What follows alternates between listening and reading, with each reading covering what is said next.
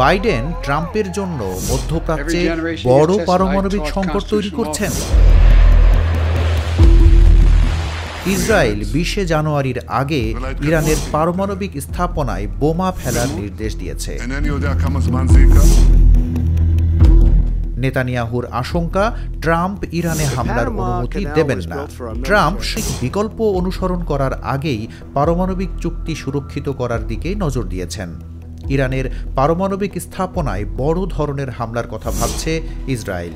Israel ইরানে হামলা চালাতে পারে বলে জল্পনা চলছে।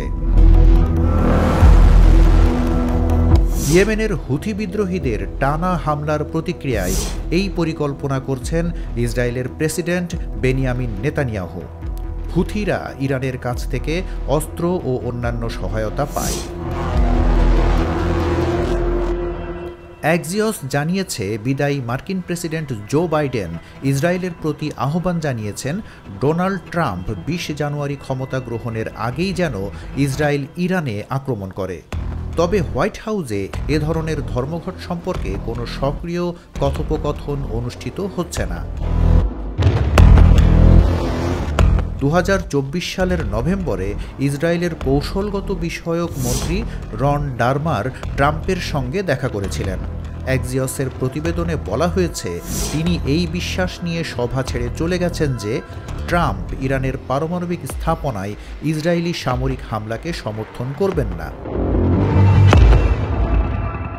তবে যুক্তরাষ্ট্রের হবু প্রেসিডেন্ট ডোনাল্ড ট্রাম্পের অন্য পরিকল্পনা রয়েছে বলে মনে হচ্ছে।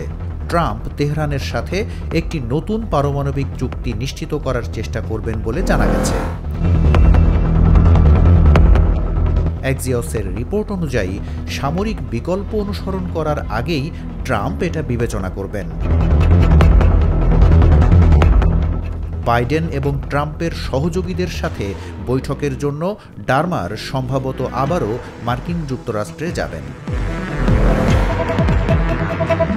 গত সপ্তাহে ইরানের পররাষ্ট্রমন্ত্রী আব্বাস আরাগচি জানিয়েছেন, তার দেশ যুক্তরাষ্ট্রের সাথে পারমাণবিক আলোচনা পুনরায় শুরু করতে প্রস্তুত। তিনি আরও যোগ করেছেন যে তেহরান ইসরায়েলের যে কোনো ভবিষ্যৎ হামলার জন্য প্রস্তুত। আগাচি ইসরায়েলকে সতর্ক করে দিয়ে বলেছেন, এই ধরনের পদক্ষেপ একটি বিস্তৃত যুদ্ধ সৃষ্টি করতে পারে।